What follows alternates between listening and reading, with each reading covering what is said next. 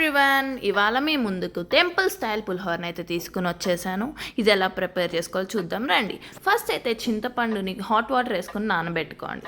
తర్వాత కుక్కర్ తీసుకుని అందులో 1 గ్లాస్ ఆఫ్ రైస్ పెట్టుకుని 2 to 3 glasses of water add చేసి విజిల్ పెట్టుకోండి. ఒక పక్కన మిక్సీ జార్ తీసుకుని అందులో 2 స్పూన్స్ ఆఫ్ ఆవాలు, ఎండుమిర్చి అండ్ అల్లం, ఉప్పు వేసి మిక్సీ పట్టుకోండి. వన్స్ ఈ రైస్ ఉడికిపోయిందన్న తర్వాత ఇందులో పసుపు, పచ్చిమిర్చి, కరివేపాకు, ఉప్పు అండ్ నూనె వేసి బాగా మిక్స్ చేసుకోండి. గుర్తుపెట్టుకోండి, వేడిగా ఉన్నప్పుడు నీట్గా ముక్కలవకుండా మిక్స్ చేసుకోండి.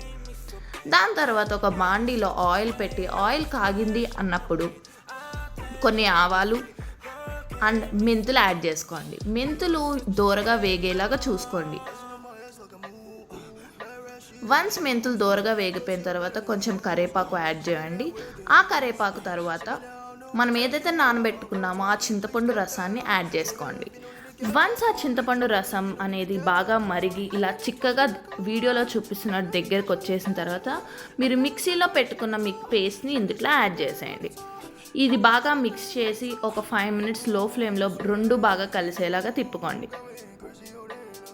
వన్స్ ఇది బాగా మిక్స్ అయిపోయింది అని అనిపించినప్పుడు మీరు ఏదైతే రైస్ని మిక్స్ చేసి పెట్టుకున్నారో ఆ రైస్ని ఇందులో యాడ్ చేయండి. చూసుకుని యాడ్ చేయండి, ఎందుకంటే వేడిగా ఉన్నప్పుడు అది ముక్కలు అయిపోయే అవకాశం ఉంది. సో స్లోగా మిక్స్ చేసుకోండి.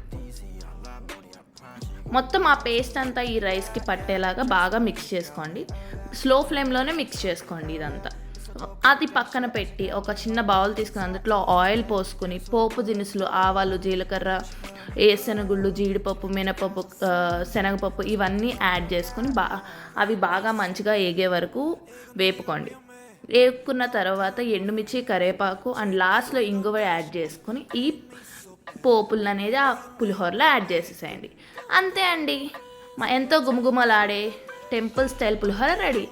మీకు ఎలా అనిపించిందో కామెంట్స్లో మెన్షన్ చేయండి.